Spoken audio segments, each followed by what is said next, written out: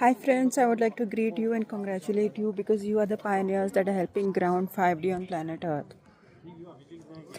And yes, this mission is real. This mission is real to ground 5D on planet Earth. I keep saying this every time as a tagline when I begin my videos because this is what my life is about. This is what the twin flame process is about. Twin flames didn't come here to live a normal life, get an education, get married, have children and die.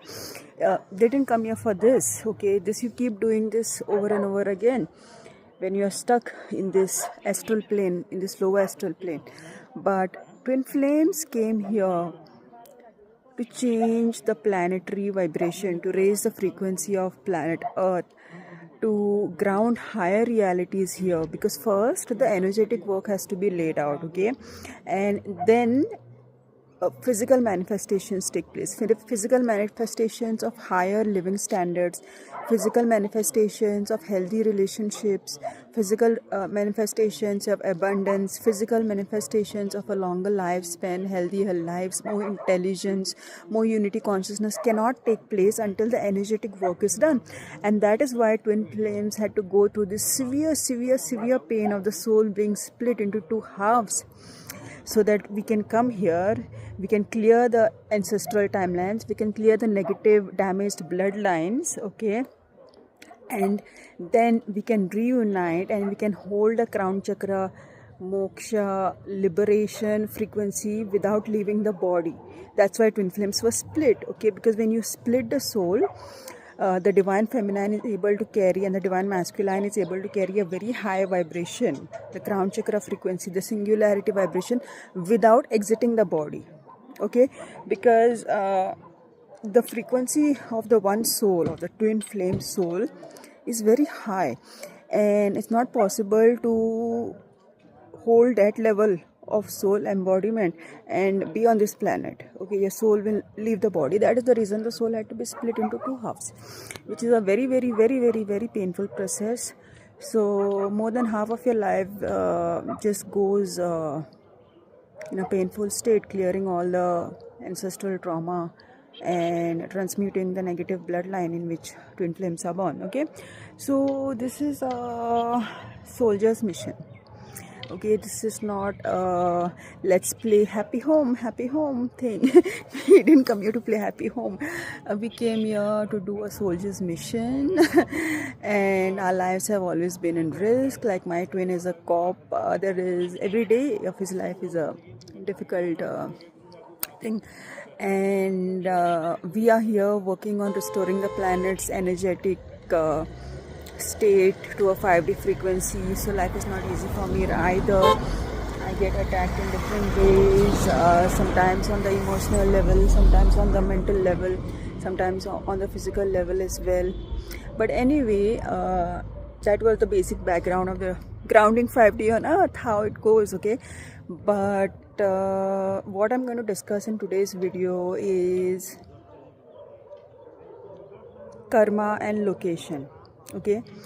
Now friends, I'm sharing this information for all the divine feminines out there who need it, okay, because when I was starting out on my journey back in 2020, when the separation occurred, Saturn had entered Sagittarius at that point, and the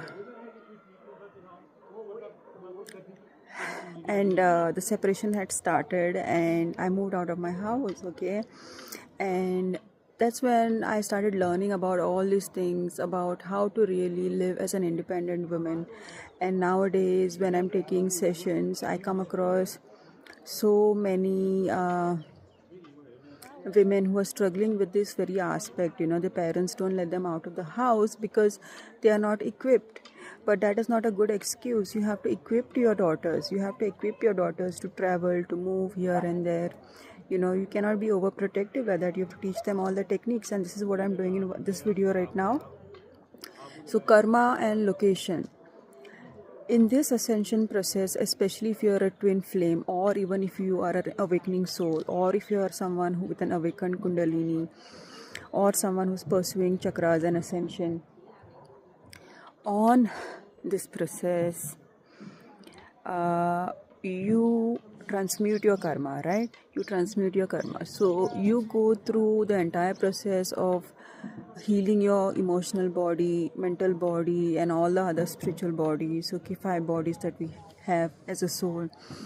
You go on a process of clearing out all the layers of conditioning to find your true self, to find your true identity. And after you found your true identity, you also go through a process where you have to create a 3D ego that is aligned with the higher self. Okay, so this is a different ego structure. This is not an unconscious ego structure. This is not a conditioned programmed ego structure.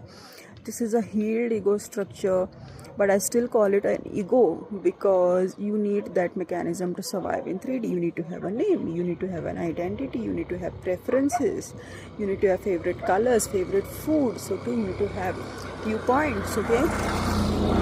That is what is the process of individualization. Otherwise, how will you individualize, okay? And how will people get you gifts on your birthday? Because you need to have an individual identity, okay? But that is a healthy ego that is aligned with the higher self, okay? So what we are doing in this process, we are going through this process of figuring out who you are, okay?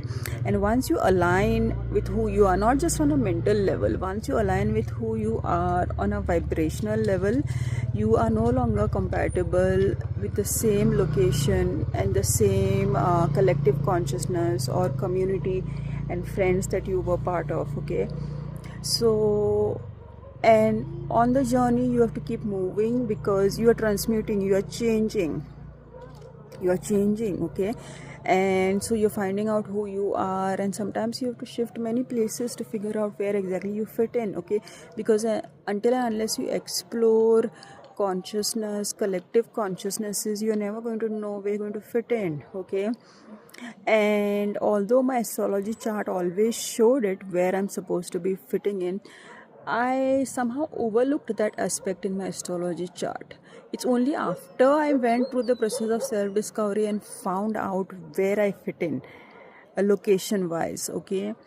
That's when that aspect of my astrology chart sort of glowed and showed itself to me. Otherwise, I kind of ignored it because, you know, astrology, you can make several combinations and give several different types of interpretations on it. So it is not always easy, but not always very, very clear and obvious. So only after I had found myself and only after I found which collective consciousness I am a match to, then it showed up in my chart that, okay, what I discovered after all these years of moving here and there is the same thing as what my chart is saying. Okay, so it turns out that I'm a mountain girl. Okay, I belong to the Himalayas. And that shows in my chart as Ketu Mars, in my Vedic astrology chart as Ketu Mars, because Ketu is the peak, it's the mountain peak, okay? Not a slope, it's a mountain peak. And Mars is the grounding, okay? And also the second sign in the astrology chart that governs the grounding process, including emotional grounding, which the collective consciousness grounding is Taurus, okay? And Taurus is in my 12th house. So 12th house is the mountains. 12th house is anything that is off grid. 12th house is also foreign land, so that is also an option for me. It still is an option for me. I can go to foreign lands like US and all of that, but and I had almost decided and I was about to go, but then something stopped me, and my twins higher self came and said that no, this is our work ground. So I have to find, so then I had to find another alternative to 12th house energy. Instead of a foreign land, I found the mountains, okay? Another alternative is, could be an island. Another alternative could be a spiritual community that you're aligned to. And I try to find spiritual communities as well in my journey of figuring out karma and location. But my vibration is really very high, frankly speaking, friends. My vibration is really very high, and I can only live like in isolated locations and high up in the mountains. And the frequency of the Himalayas is not something yet every soul can hold, you know. There is a certain frequency to the Himalayan mountains. There is a certain frequency to the area of Tibet.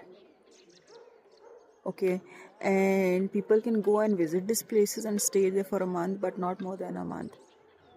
Okay, because the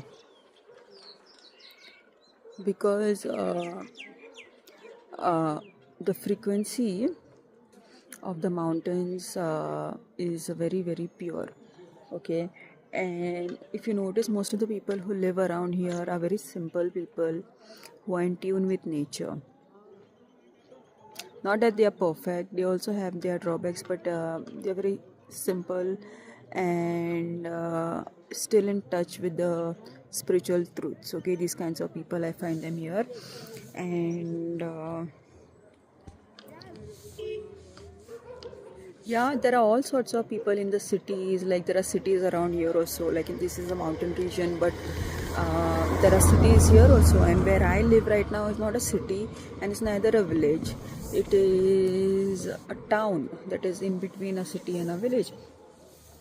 So, but even in the towns and the cities, there is still this Himalayan vibe, this Himalayan energy. And the higher up that you go in the mountains, and the more pure the collective consciousness gets somehow. Okay, and even if it is not pure, people like us purify the tattvas around. Okay, we create that pure high frequency around us, around 1 to 1.5 kilometer where we stay. We purify the energies, we create beautiful vibes there. So as far as location and karma is concerned, as you keep clearing the ancestral karma and purifying the bloodlines, you come more and more touch with your true self as a divine feminine. Okay, and you ground in that place. Okay, and then there is another type of change that happens regarding karma and location that I will share in some other video of mine. But you come to a certain place, a place of finding yourself, a place of stability, where at the same time you also find where you belong, which collective consciousness, which location you belong. Okay, and that usually happens at the end of the journey when you have balanced the crown chakra. Okay, because in 3D lower astral realm we ground with the root chakra. Okay, but when you are talking about higher dimensions, you ground when you balance the crown chakra, and that's when you find your true self, and that's when you find your true collective consciousness where you can ground. Okay, so yeah, because when you change and you shift and the Kundalini purifies all these conditioning layers, you can no longer live in those same dense unconscious energies and collective consciousnesses where you were born. You were not born to stay there, you were born to clear the karma, heal those bloodlines, and find yourself and move out of there. Okay, just take a look at this view, it's so beautiful. This is a small town here where I'm living, and the altitude is very high over here, very high altitude. So this is a very high altitude place. So friends, yeah, there are, wherever that you end up living, there will always be pros and cons, and you'll have to adjust. I mean, you're getting certain benefits, but then there are certain drawbacks also. Okay, but through raising your frequency, you are able to heal those drawbacks. Okay, like for example, if I have to go to the city, I have to hire a cab, I have to spend a lot of money just to go to the city and get some art material if I need. So that's one drawback. Okay, then certain things are not available here and you have to do without them. Okay, that's another drawback. But then you get used to living a simple life. Okay, because there aren't much social pressures also to conform. Okay, and the joy that nature gives me, the joy that mountains give me is incomparable, and it cannot compare even to the beauty of the ocean that I love so much. Okay, so friends, you also have to go through a process of finding yourself and finding the collective consciousness and location that you belong in, and that will usually you'll find out when the crown chakra is balanced. Okay, and you have to align to your true self. So you're not supposed to, I did this one mistake and I chased my twin. I tried to fit into the collective consciousness where my twin lived. Okay, his karmic collective consciousness, and it didn't work because I don't even know if that collective consciousness matches with his true self. That collective consciousness is his karmic location compatibility. Karmic location wise is compatible, but he's not even in his true self yet, my twin. So I don't know if he's going to still be living there or he's going to move to a foreign country. I don't know. So I shouldn't have gone there, but that was when I was a chaser. But sometimes Tom and Jerry can reverse roles. Okay, so friends, that